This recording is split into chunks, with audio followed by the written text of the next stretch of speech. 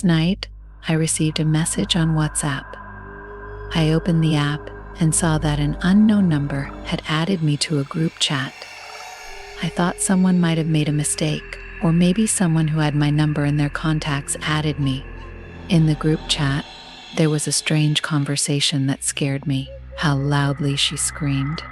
Oh yes, that was one of the best moments. I liked it the most when she was burning. By the way, roasted human meat smells. The main thing is that she got what she deserved. It's inconvenient to express our emotions through text. Let's meet at our usual place in half an hour. If I understand correctly, it was either a stupid joke or I accidentally became a witness to a discussion about a murder. But I didn't pay attention to it and simply left the group chat. Such jokes don't interest me, but a few days later, the same number added me to the chat again, and I read another horrifying conversation. That was awesome.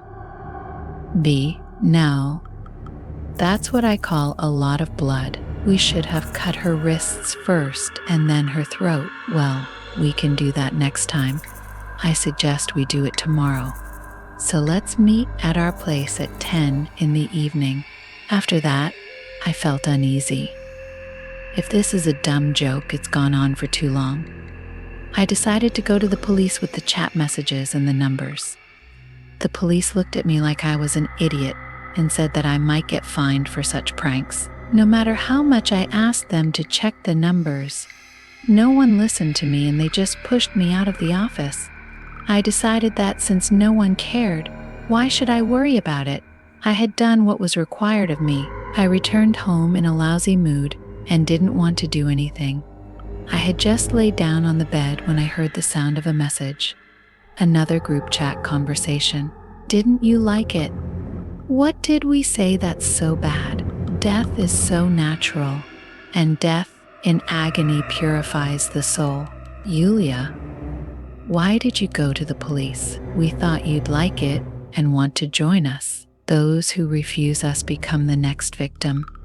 After this, I became terrified.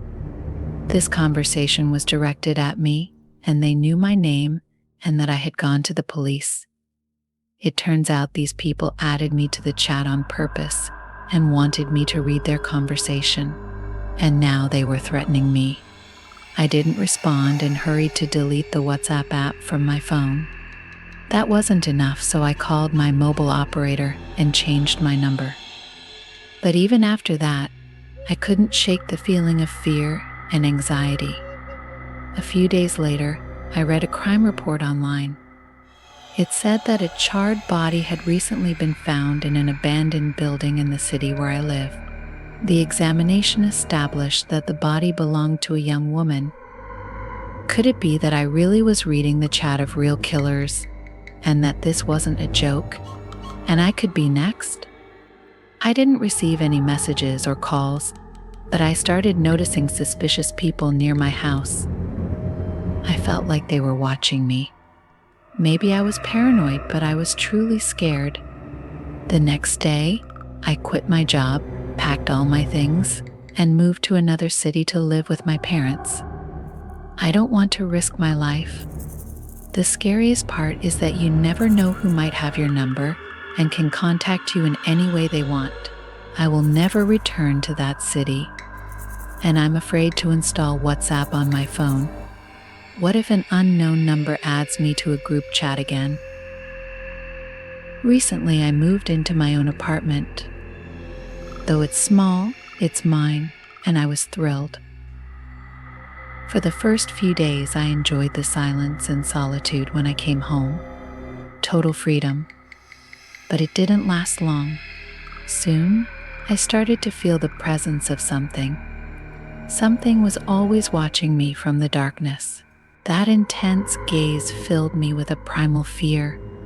This unknown presence was not only terrifying, but I knew for sure it brought nothing good. One night, I woke up to noises under my bed. I lay there with my eyes closed, listening.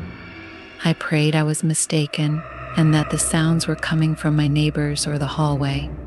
But my hopes were shattered when I clearly heard clicking on the parquet floor.